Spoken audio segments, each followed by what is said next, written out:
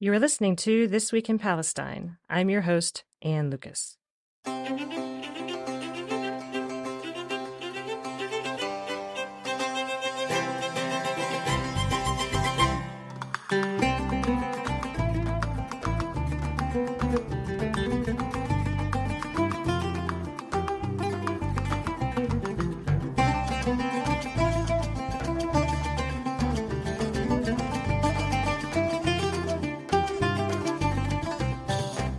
Sabah al-khair, masa al-khair, good morning, good evening, wherever you are in the world. You are listening to This Week in Palestine, and I am your host, Ann Lucas. Today's show is a show of conversational interviews with people we admire. And when I say people we admire, I mean the person doing the interview admires the interviewee. I was actually speaking with a friend of mine over dinner the other day. She's also an activist for Palestine, and she spent time in the West Bank. And she was really just bemoaning how awful everything had become. It just gets worse and worse. She thinks it can't get any worse, and it still gets worse. It got me to thinking that finding the mental and emotional stamina to keep standing up for Gaza in the United States can feel impossible at times. And taking the time to reflect with friends and people we admire that share our values helps. Listening to wiser voices who have fought longer and harder and are still at it reminds us that we can keep going and we must. I think of this as an exercise in refilling our well of resilience. So in the first half of the show, we'll be refilling our wells by listening to part of a conversation entitled Beyond the Rhetoric, Standing in Integrity. And that is a conversation between Daniel Mate and Norman Finkelstein.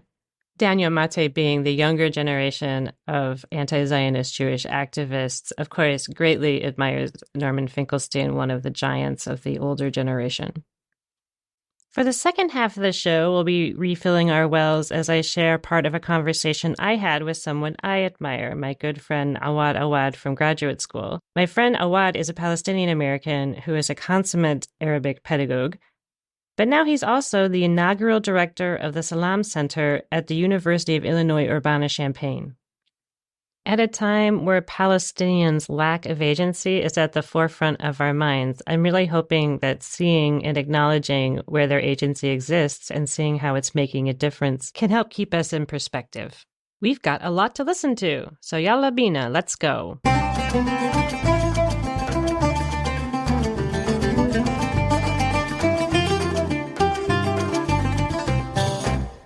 The interview conversation between Daniel Mate and Norman Finkelstein I'm sharing with you this week was actually published just a few days ago as one of several special conversations released recently in coordination with the release of the documentary entitled Where Olive Trees Weep about the West Bank. The filmmakers, Mauricio and Zaya Benazzo, specifically hosted these conversations as part of their film's release. They described their film as giving background to the current crisis in Israel-Palestine by bringing to light the lives of people they met on their 2022 journey in the occupied West Bank. Their universally human stories speak to the intergenerational pain, trauma, and resilience of Palestinians. In this interview conversation, Finkelstein and Mate discuss the lies of propaganda which obscure the reality in occupied Palestine, from the distortion of history to the whitewashing of war crimes in Gaza. So we're going to hear the first half of this conversation. You're going to hear from the filmmakers first, introducing the talk. They will introduce Daniel, and then Daniel will introduce Norman, and it will go on from there. Good morning, good afternoon, good evening. Welcome back. My name is Maurizio. Hello, everyone. My name is Zaya Benazzo. We are the directors of the film Where Olive Trees Weep.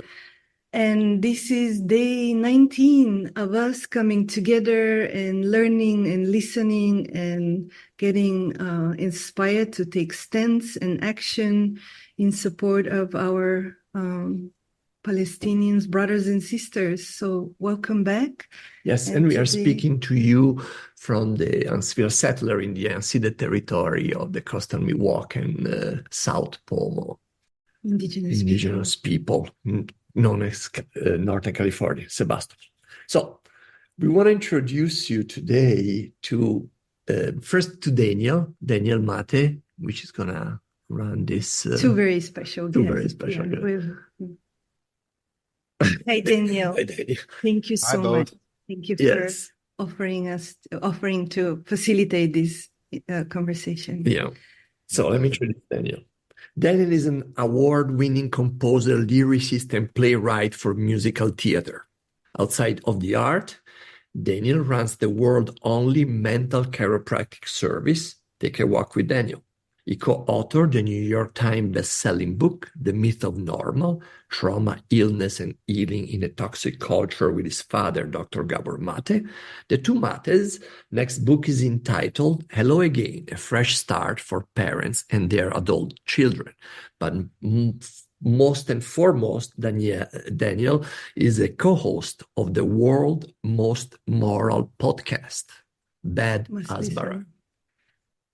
How appropriate. I love the name. Yeah. That's my latest venture. And I joined up with Matt Lieb, who's a comedian in Los Angeles who started the show, and I was a guest, and we hit it off so much that I ended up becoming a mostly full-time co-host. And yeah, every week we just try to digest and spit out whatever is coming at us from the Israeli PR machine. And it's in a sense, it's weird to be making comedy in a time like this, but at the same time, the feedback we get from all kinds of people, including people in Palestine, and even some people in Israel, is that it's cathartic and homeopathic. What takes people to listen? Yeah, to laugh. So yeah, thank you. It's really my pleasure to be here. And like I said to you guys before we went on air, you thanked me for being willing to do this. I said, interviewing Norman Finkelstein, I'd do that for a bad cause, never mind for a cause as good as this one. So here we are. Yeah. Thank you. So I guess that it leaves it to me to introduce our next guest. I don't have a bio in front of me, so I'll just do this from the heart and from memory, from what I know. Norman is a hero. Norman is Professor Finkelstein. Norman is a renegade and just a stalwart defender of facts and truth. And the title of this conversation was we didn't choose it, but someone else, I think the folks at SAN named it, Beyond the Rhetoric, Standing in Integrity. And I can't think of anyone who's stood more in integrity for longer on this topic, particularly when everything material would incentivize against that. And that's, I think, the definition of integrity, than Norman Finkelstein. So Norman, pleasure to be coming at this with you from different parts of Brooklyn. How are you today? And thanks for doing this. I'm fine. Thank you for having me. Yeah. So why don't we start with the title that was given to us just as a jumping off point, Beyond the Rhetoric, Standing in Integrity. What does that title evoke for you when it comes to the topic of Israel-Palestine in the moment we're in? What do those words suggest to you or bring up for you? First of all, what's most needed now is clear analysis of what's going on and where things are headed. And what's least needed right now, not that it's ever needed, but certainly least needed right now, is prophetic statements and rhetoric. Things are moving simultaneously at a glacial pace and at lightning speed. Both facts are true. The kinds of change one might have hoped for, given the various arenas of resistance to what Israel is doing, be it the Houthis and the Hezbollah on one front and in one level, or the ICJ at another, the International Court of Justice and the International Criminal Court, another level and another arena, the UN organizations, the whole UN system really, whole UN system is quite a fascinating thing to observe. The entire UN system, and that means all of its organizations, of which there are too many to count. The UN High Commissioner on Human Rights, the UN Undersecretary for Humanitarian and Emergency Affairs, UNICEF, Save the Children, World Health Organization, UNRWA. It's a vast apparatus, and this whole apparatus is united in support of the people of Gaza and against the Israeli genocide. So that's another whole area. And then there is the grassroots resistance, which was most salient in the spring with the student uprisings, the student revolts. Given all of that, one would wish the impact were greater than it has been. So things are moving at a glacial pace, though I don't believe it's correct to say that it hasn't accomplished anything. I believe that it's correct to say it's accomplished a lot, but it hasn't yet crossed the threshold where one can breathe a sigh of relief. So at one level, things are moving at a glacial pace, but at another level, every day there are new developments. It's very hard to keep up, even just with the written documentary record. It's impossible at this point. Every day there's a new 100, 200, 300-page single-space report that's coming out. And at some point, you just throw up your hands in despair and say, well, this is going to be superseded in about 1 week, so there's no point in even reading it. Navi Pillay released it's really 2-volume report on the situation in Gaza and in Israel on October 7th. And the first report on Israel on October 7th, I think it's about 70 pages, microscopic font, single-spaced. And then the one on Gaza is 130 pages, microscopic font, single-spaced. And then about a third of the topics she addresses in the report, she says, I will return to it when I give my report to the General Assembly. So that means there's another report, I think it's scheduled to be released in October. And that's going to render obsolete. So I usually read everything twice or 3 times.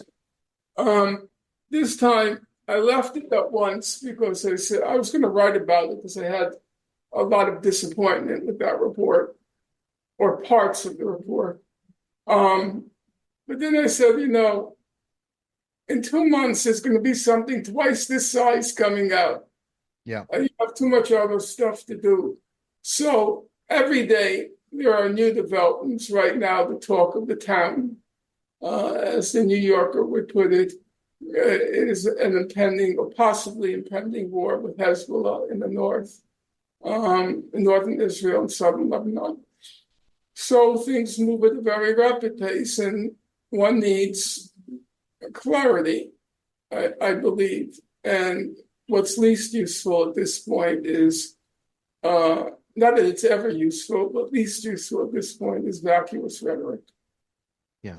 And what about the integrity piece? I want to come back to rhetoric with my next question, but you've spoken about there being 2 orientations towards life, basically. One is the materialist concerns at the forefront. Let me get what I can get. Let me make my life as comfortable as I can make it. Let me look out for myself, which is an ordinary and, in and of itself, understandable human orientation. And then there's something to do with putting principles ahead. And many people look to you as a paragon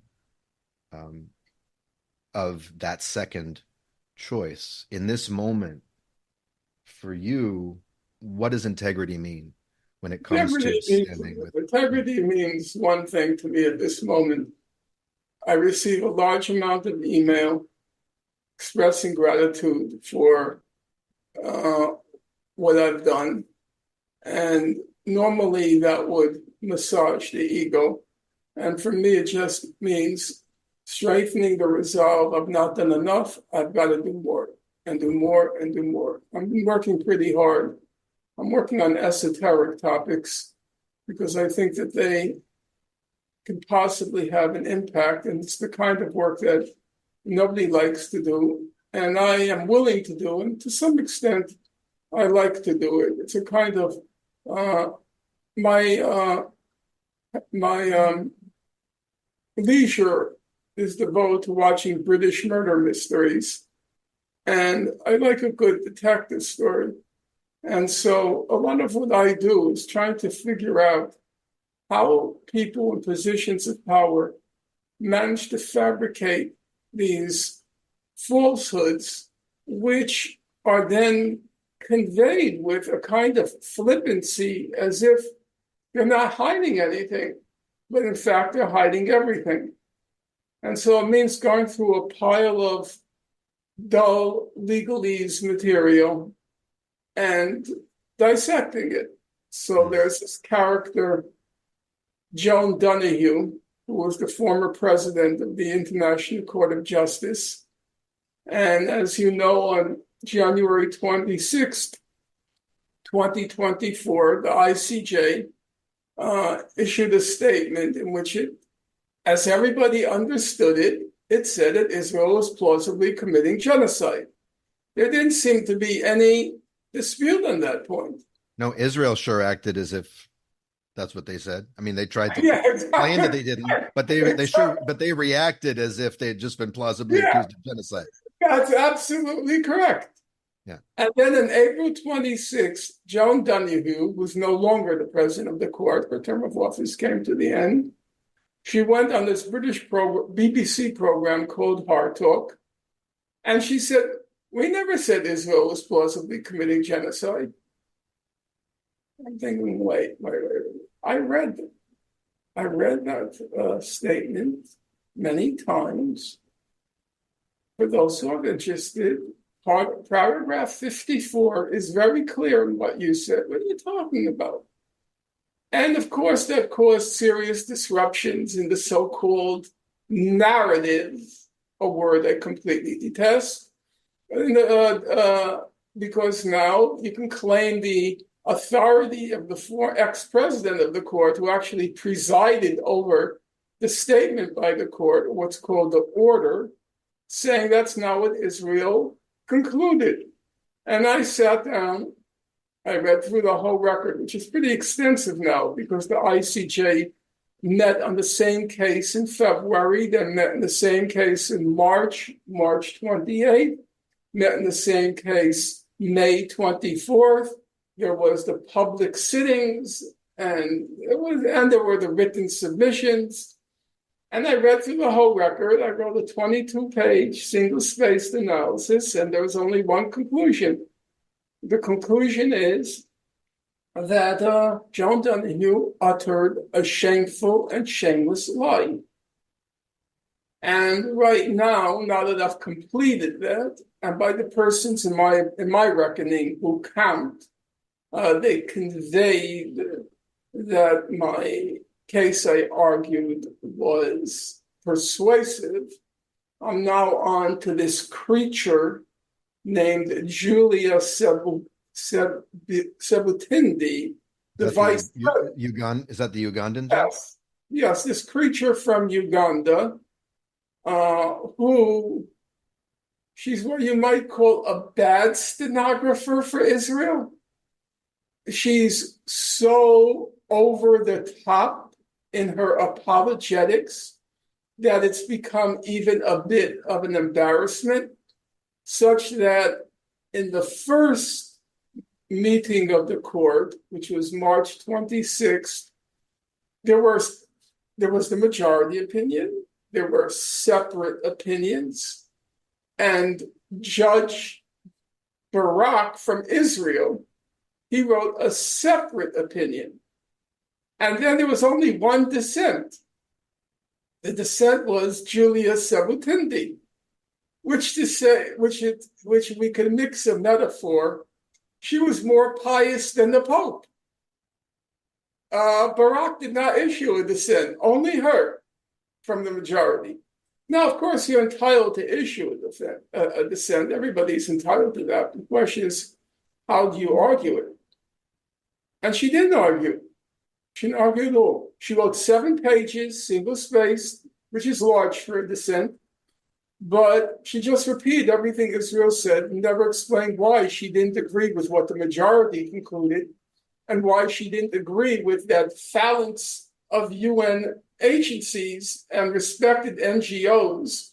I left out, I don't know if I mentioned, there's WHO, the World Health Organization, there's Save the Children, there is Oxfam.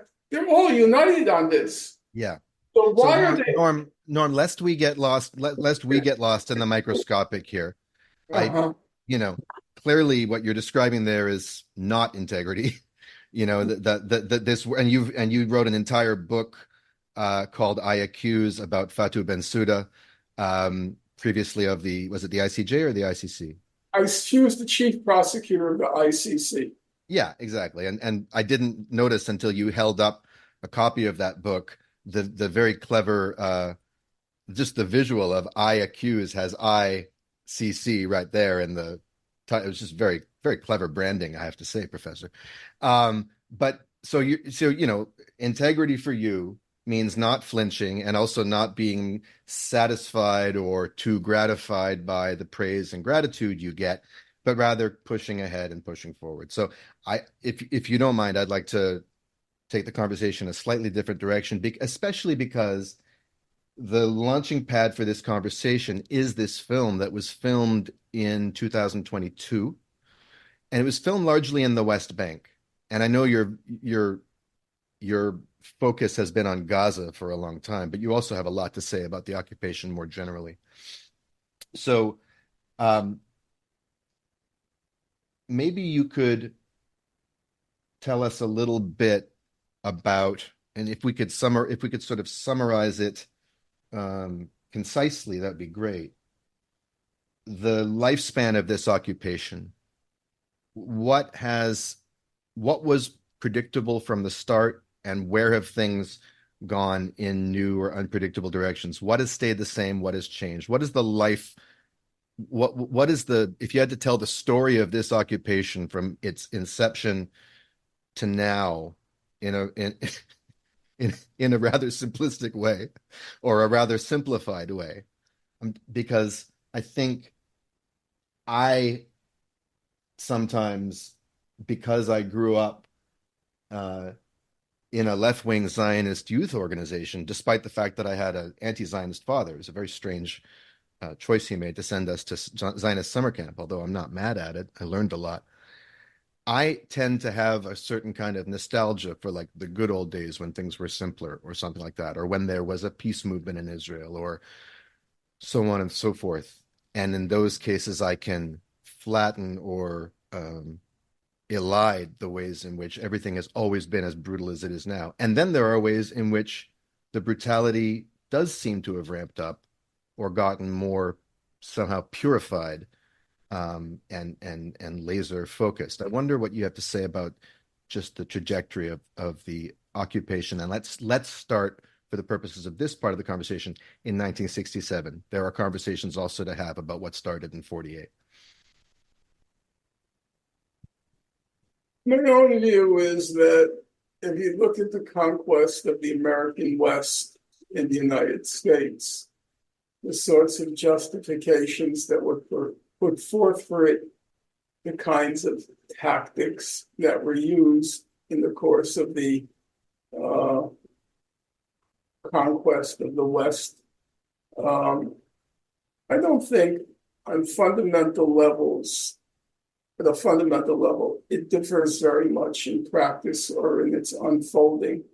Many moon ago, several decades ago, I sat down and I read through the history as it existed back then, wasn't extensive, of the Cherokee Indians, and compared it to the situation in the occupied Palestinian territories in this relentless juggernaut-like conquest of land, the breaking of treaties that were signed, It's actually a quite good book, accessible to a general reader. It wasn't written by an academic. It's called The Century of Dishonor by a woman named Helen Hunt Jackson, in which she describes this, as I said, relentless juggernaut-like process of moving west, signing treaties, making promises, breaking the promises, and continuing on the path. And I don't think it differs fundamentally from what happened in the case of the Israel-Palestine conflict. The one difference, I don't think it's a major difference, but it is a difference because of what happened to the Jews during World War II. There was a kind of moral persuasiveness to the case, which is not, didn't have that magnitude of moral persuasiveness in the case of the U.S. conquest or the Euro-American conquest of the American West.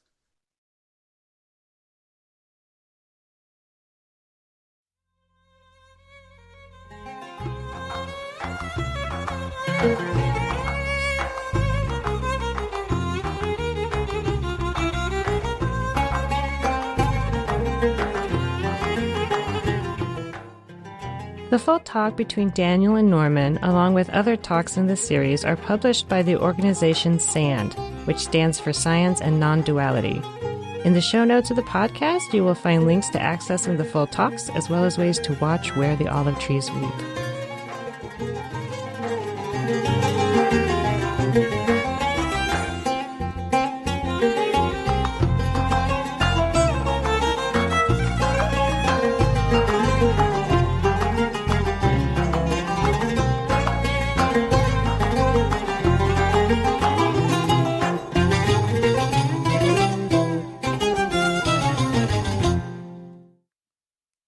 My interview discussion with Awad was long and far-ranging, so I'm going to share some of it this week and some of it in future shows.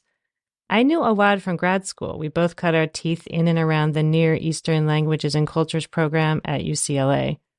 I have always known him to be a very passionate pedagogue in Arabic language and culture, but more recently he became the director of the Salam Middle East and North African Cultural Center at the University of Illinois Urbana-Champaign. In this discussion, we'll talk about the center and how he runs it, and what its role is at the university. But we will also talk about his background as a Palestinian American and how his particular history put him on his vocational path that brought him to the Salam Center.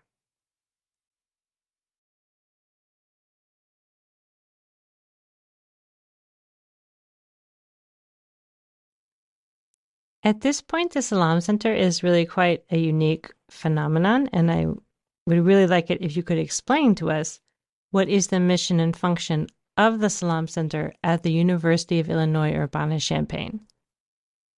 First of all, thank you. So to understand the context of the center before getting into the particulars of the center and how I got to the center. So there's a couple of different types of cultural centers, if you will, in the United States. The first are on the academic side, and they are more of the interdisciplinary centers, like your centers for Middle Eastern studies and so on and so forth. And they came about after World War II, when we really became an empire, and the government was like, "Okay, nerds, tell us what's going on." Right? Stop being in your siloed departments. Right? We're going to create these centers, fund it, and you guys can put on academic stuff, but also cultural things. So those have been around for a while, and most major universities have them. And then you have your community-based centers, like Edif Institute, for example, where I used to work at in Atlanta. And what most of those do is just more of a community center type, but also to educate the public about who we are. And most of them are not academic in nature at all. So what they end up doing is perpetuating national narratives. And then you have the centers that similar to the one that I direct. These centers are extremely new when it comes to the Middle East and North Africa. There's only like maybe 5 or 6 across the country now. These centers are housed either in student affairs or in offices of diversity, equity, and inclusion. So think of your multicultural center on campus, on the student life side, on the student affairs side. And their history dates back to the civil rights movement and the advocacy of the Black community, the Black power community, in establishing these centers. And then that snowballed into having Latino centers, Native American centers, Asian American centers. And we are the newest of these centers to emerge. And we're only, I think, less than 5 years old. But we expect to have about 20 of these centers pop up in the next 5 to 10 years for 2 main reasons, or 3 main reasons, really. One, there's a huge need. Second, with the passing of the U.S. MENA category on the U.S. Census, it will, in 2030, it will show an even greater need for our communities to be serviced. And what we're noticing as well is, drives for these centers have been there for a while, right? As a result of especially after 9/11, it just takes a while for them to pick up speed and for the administration to actually establish them. What we saw with Northwestern and Rutgers with their negotiations and ending the encampments is they've negotiated having a center similar to the one that I direct. Wow, I hadn't heard that. That really speaks to how important the work you're doing is at the University of Illinois. I'm genuinely curious, though, how you got to the definition of region you did. Middle East, North Africa is a pretty common go-to, but there's lots of debate about that, lots of other options that have been put forward, and I'm just curious how that's been working for you, especially because it's the students that really have to identify it for themselves. So it's really interesting, right? Because one, the first question you ask yourself is, what the hell is the Middle East and North Africa?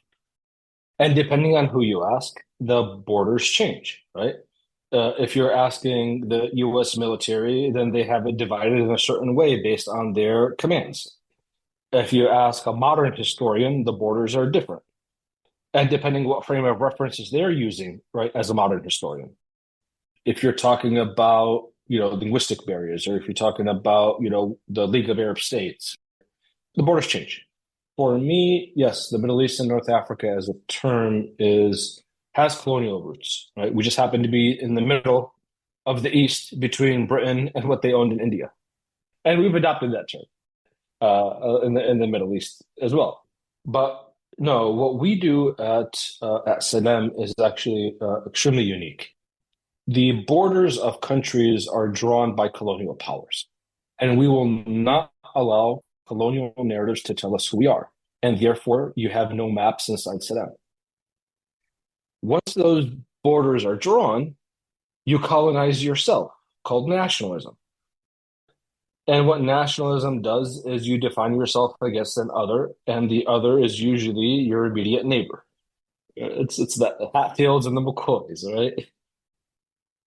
And most of the time when you're defining yourself against an other, if you take those same group of people and you throw them in a supermarket and you come back an hour later, their shopping carts will look almost identical. That is so very true. If you live in Texas, frankly, even in New England, if you look at my cart, I'm going to have a bunch of Mexican food stuff in there. Same as if you're in Mexico. And so we don't have any flags inside Saddam either. Instead, what we focus on are 2 things. Our shared identity, generosity, hospitality, those kinds of things. Coffee, tea, even alcohol culture. We're not allowed to have alcohol, but we have symbols of, the tamada in Georgia, the toaster, symbols of winemaking in Armenia. I keep Egyptian beer empties in my office displayed, both Egyptian Stella and Saada. These things absolutely matter. Egyptians believe they invented beer. I don't have my empty attic bottle collection that I used to have in Los Angeles. Otherwise, it would have gone up, if it was okay. It's really impressive, though. I mean, the real diversity of people that define themselves as Middle East, North Africa, and have really found a home in Salam. It's such an amazing thing. Or people have come to the center and considered it home if they are across the entirety of the Mediterranean, from Morocco down into the northern third of the continent of Africa, like say, for example, down to Senegal, go all the way across into the Sahel, the Swahili coast of East Africa, right? So Tanzania as well, right? Zanzibar, so on and so forth, Kenya, go across the border of the Indian Ocean up into the Indian subcontinent. And when you get to the Indian subcontinent, honestly, what we've realized is it also tends to be sectarian, who considers themselves part of Salam versus who considers themselves part of the Asian American Cultural Center. This Hindu-Muslim split, especially with Modi, has really like exacerbated lines sometimes. Go all the way up into Central Asia, the Turkic stands, Kazakhstan, Uzbekistan. Then you go all the way across into the Caucasus and then to the Balkans, right? Ottoman Eastern Europe. So we take the word MENA, the Middle East and North Africa, as very border fluid. So you have everybody from this region and all of their diversity coming to Salam. People are meeting each other culturally for the first time, not just as people for the first time. You're hearing a bunch of different dialects of Arabic, right? And dialects of other regional languages as well. People are also seeing like interactions between undergrad and graduate student. You get your community members that come in because they're visiting campus, or they're here for graduation for their kids, and then they come to the center and like, wow, we wish like we had this. And when you walk into the center, you'd think it's a cafe. I mean, we have people actually stumble in and ask for a menu. You've got to be kidding me. That's amazing. Oh my gosh. But for me, it's important because throughout the Middle East and North Africa, we're really big on cafe culture. And even in the United States, right, the trend over the last 30 years is if you're in a school or if you want to have a business meeting, right, you meet at a cafe. Look at the plethora of Starbucks that have opened up, right? That is so very true. And so, yeah, you walk in and it's extremely cozy. There's a whole wall dedicated to musicians and words of empowerment and female empowerment and all different hair textures and skin tones that represent us, and a whole wall just dedicated also to Persian language and culture. Minorities from across the region really see themselves at home as well. We've had people meet and create their own registered student organizations just by them meshing.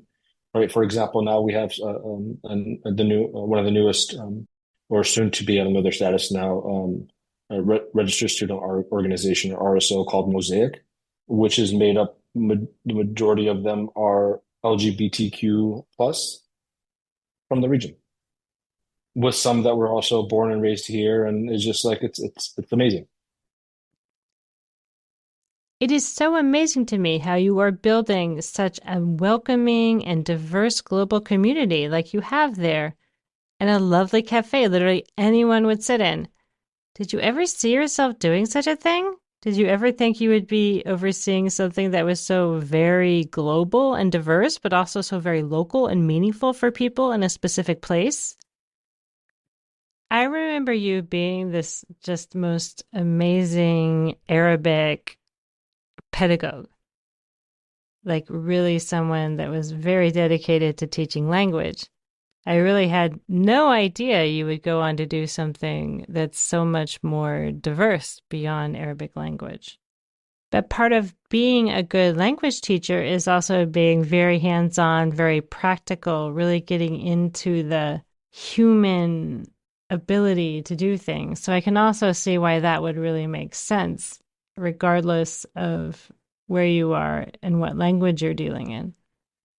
Could you say a bit more about kind of where you were coming from as a teacher of Arabic and what that taught you about being able to do the kind of work you're doing now? Yeah. So it's a really new beginnings. And I honestly, I wasn't even looking for a job. I dedicated my career after 9/11 building, revamping, directing study abroad programs, domestic programs, and study away programs for Arabic for non-native speakers at the undergraduate level. the government invested heavily after 9/11. They realized overnight that, hey, there's a shortage of Arabic speakers in national security. We might want to fund this now. And Arabic went from having 5,000 students roughly before 9/11 across the country to almost 35,000 in a matter of a couple of years. And that was when when I first started taking Arabic in school. It was, when I community college years, somewhere around 96, 97-ish. In 2003, I was at UCLA in the NELC program, and it was around the 2003 to 2006 where we saw the biggest jump. And so I just happened to be in a program doing Arabic and happened to be at the center of all of these as they grew. Spent most of my career with that. Realized that there's been a lot of advancements in the field of teaching Arabic, but there's also a lot of gaps that still exist. And so I created my own model addressing all of those gaps, the intercultural gap, the linguistic gap, and several others. I hope that means you paid attention to teaching Arabic dialects. Yes, I do. I actually embrace multilingualism. I'm part of Cornell University's Arabic Nas Academy that does an integrated approach. I'm really advocating that, especially for the need of people like me who are heritage speakers, right? We're neglected in the curriculum, really. I mean, we haven't been fully reflected, let's say, or catered to. And so with that, yes, I think we should do dialect proliferation. Everybody should see themselves. Arabic is one language across the continuum. You have dialects on one side, then you have your main dialect. You have other dialects that you may know or be exposed to. And then you have the literary form of Arabic, which is, Fusha, the modern standard, and the classical and the written version, the oratory version. And then you have other languages that also are part of your own language, right? So I always chuckle, and then depending on who you're speaking to, you're all across this continuum, because language is innate to us as a form of communication as humans. So we don't think of it anymore as Spanish here, French here, Arabic here. We're a really interconnected world. You're speaking with people who are multilingual. How do you communicate with them? Using all the vocabulary words and hand gestures that you know. Thank you, because that's actually how language works in practice. When you're actually using it, you're using all the vocabulary that works, all the hand gestures that works. It is for communicating in the most practical way. Yeah. So by doing that, it decolonizes language. And, there's a lot of people that'll say, oh, you're adding too much English into Arabic, and I'm like, dude, you guys are the same people that had you lived in 9th century Baghdad, which is another topic of study. Like, you guys would have been up in arms and saying, you can't use the word musika and falsafa. That's not Arabic. That is so true. No one walking around in Abbasid Baghdad could be talking about anything that was a topic of the day if you did not have access to Greek words while speaking Arabic. Part of a language's survival and sort of functionality on an ongoing basis has to do with its ability to be able to absorb these kinds of influences.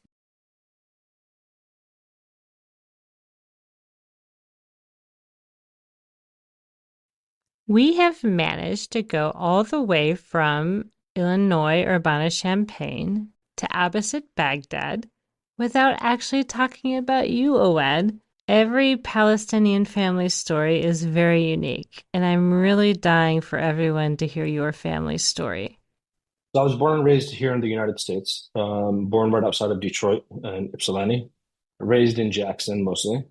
For the first 13 years of my life, moved to California, where I spent the majority of my life afterwards. And then, short stints in Las Vegas and in Albuquerque, about 7-8 years in Georgia, and now in Illinois. My parents are from a small town between Jerusalem and Jericho, called Ramon. The olive groves owned by our family are in the twin towns of Taiba and Ramon. Taiba, not to be confused, there's two different Taibas. One is inside Israel proper, and one is near Ramallah. We're the one near Ramallah. That Taiba is one of the last all-Christian towns left in the entirety of the West Bank. That makes sense, because that is where Taiba beer comes from. Exactly. Yeah, we're about 4 or 5 minutes from the brewery. and 4 or 5 minutes from the monastery where Jesus and the disciples sought haven after raising Lazarus from the dead. That's in Taiba. Our town, Ramun, right, biblical Ramonim, is associated with the Rock of Ramon, where the Benjaminites fled seeking haven. Interesting story. Around the Great Depression, there was a couple of people from our village who ended up, I think, through the Christian missionary networks, leaving to Latin America. One of them made it to the US. He would eventually go back and be the mayor of the town in the 60s and 70s, and we were one of the first towns in the area to have electricity because of him. And he helped sponsor a lot of people to come out. My great uncle was in Colombia. He randomly comes across somebody from a neighboring town because he thought we all perished after 1948. Oh my gosh, that is crazy. Oh my gosh, really, only Palestinians. That's the only people that go through these things. He's like, no, we're, we weren't affected that much. A lot of us fled to the caves and yada, yada, yada. He starts to bring people to Latin America because the Johnson-Reed Quota Act would allow the number of folks from our region to go to the United States. So my family ended up, mostly in Latin America. And then my parents were, and immediate aunts and uncles were in Puerto Rico before coming to the US. So I was the going away president from Puerto Rico. But what was interesting for me is I didn't realize until much later in life that I was weird. I thought everybody's Thanksgiving had Puerto Rican food, Colombian food, Palestinian food, and then your traditional Thanksgiving spread. We would have kibbeh and grape leaves and hashwish stuffed turkey and mashed potatoes and corn and, pumpkin pie, apple pie, roast lamb, sancocho, sopa de bacalao, tostones, all of that was part of our spread, right? You weren't weird. That literally sounds like the most amazing meal ever. You were really lucky. I am totally serious. That is the most amazing food spread I've ever heard of. It's my favorite holiday for sure, and I love to cook, right? So it's like, come to Awad's. And then I also didn't know that, for my parents, it was really important for them that they preserved our language and culture at home. We couldn't speak English to each other. We were at home if my dad was around. So I ended up speaking a particular rural dialect that makes me sound, when I interact with some people, a very polite 60-year-old from a small town in West Virginia, right? Like Jim Tom on Moonshiners. That is so funny. I had a similar problem speaking Egyptian Arabic at first because I initially learned a lot from watching, classic Egyptian movies, so like 40s and 50s movies. And that got me some very strange looks on my first trip to Cairo. But once I was actually in Cairo and watching the same TV they were watching and seeing the same movies and things, my Egyptian got a little bit more current. Although I don't know what was wrong. I thought it sounded fine. Even now I still think I didn't sound super weird. But I don't get to be the judge of that, do I? But yeah, the media you consume makes all the difference. Yeah, and then growing up at home, we were allowed to watch Ghawar Toshe, right, a very famous Syrian character, right? And then we were allowed to watch the Jordanian Bedouin films, right? So Ghawar is very slapstick comedy, based in kind of like in Damascus. And the Jordanian Bedouin films tried to create this blanketed, unified Bedouin, TV dialect to unite all the different tribes. But it was also like, this is our real culture, right? So you can connect your Fallahi peasant roots to this stuff here. We weren't allowed to watch Egyptian films because they had hash and they had belly dancers, and it was haram and aib. That is so funny. That's the entire reason why I watched all the Egyptian movies. That's what makes them so entertaining. But yeah, not just hash and belly dancers, also some really good music. But yeah, without those movies, you wouldn't know any Egyptian. So I didn't grow up around Egyptian dialect. I grew up hearing Jordanian Bedouin, right, or Palestinian Bedouin, or Levantine Bedouin, let's say. I ended up hearing a lot of Damascene Syrian dialect through these TV serials. Certain things depending on the songs that we were listening to. So when I started to interact with other Arabic speakers, I was like, I've never heard this word before. I don't know exactly what you mean. right? I would nod and smile. I know my friends from Trablus, from Lebanon, they would ask me in the mornings, "Ya tarawat?" And I would just say, Alhamdulillah, not realizing that tarawat means aftarit. Did you have breakfast? Yeah. UCLA was like one of the biggest phases of change in my life. And, I had friends from all over, right? From the Arabic speaking world, from Egypt, from Iraq, from Lebanon, from Syria, from the Maghrib, from Turkey, Serbia, everything, right? So it's like you're realizing how much we're similar, but you're picking up a bunch of these vocabulary words and cultural nuances. And, when I went home once a couple years after I started grad school, my mom was like, in the straight, like country Palestinian rural dialect, says, "Yamma, بطلنا نفهم عليك بتحكي cocktail." I said, "Mom, we don't understand you anymore. You speak in a cocktail." Oh, poor mom. I actually really get a kick out of those kinds of, preservations of highly local dialects that you get in the United States. I chuckled, right? But I bring all of these experiences into my classroom when I teach. It was very important. Like when I was teaching at Santa Monica College, I built a program there. We had a lot of heritage speakers, Coptic Egyptian. For some of them, it's the first time they meet somebody who's Muslim. And just the power of all of this interaction with each other, right? And then learning from each other and giving and taking and realizing how similar we are, right? We're not defined by our parents' generation's experiences. And we're American, but we're our own kind of American, and just celebrating all of that, together. Just listening to you talk about your life experiences, I'm really starting to put together how well it has prepared you for the kind of work that the Salam Center does. I never really thought about how being Arab American means you're navigating a little mini United Nations of different identities and life experiences just within your own community, never mind the diversity of cultures in the larger contexts. And that's not even just about different Arabic-speaking countries. It's about when people arrived to the Americas, maybe even where they arrive in the Americas. It's really so amazing to hear the cultural intelligence you've cultivated from just living in those contexts, but also the huge personal payout one gets from cultivating those kinds of multiple layers of cultural intelligence. Bringing that ability to just kind of naturally operate on a spectrum of both cultural and emotional intelligence seems like that's pretty important to the work you're doing at the center. Part of the mission and vision of the center is creating and fostering critical intercultural citizens who are really able to better read the world, especially knowing the lens of power, whether it's skin tone or whether it's gender, whether it's sexuality or whether it's, national origin and how all that works, right? Just acknowledging that it exists and knowing how to interact with the person based on their background. And then, creating global stewards who, now that you're better able to read the world, how could you leave it a better place than how you found it? Tikkun olam, right, in the Jewish tradition. It's not naive, but it's hopeful. Amen. Thank you so much for talking with me today, Awad. It is my honor and pleasure. Let's do this again really soon. Inshallah. Thank you so much, Ann. Again, Awad is director of the Salam Cultural Center at the University of Illinois Urbana-Champaign.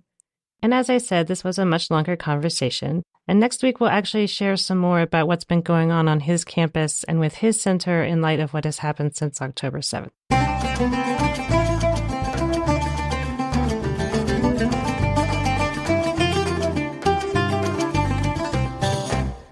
We are officially out of time for this week. But I want to remind everybody that in addition to the radio show every Sunday, we are released as a podcast every Tuesday on Spotify, Apple Podcasts, Pandora, all major podcasting hosting services. And yes, the show notes will have more information about the talk you heard from the SAND organization. It will have more information about the Salam Center. And it's really nice that we can provide you with those kinds of additional resources through the podcast. So even if you're listening in the morning on Sunday, definitely check out the podcast just to see the extra resources we provide for you there.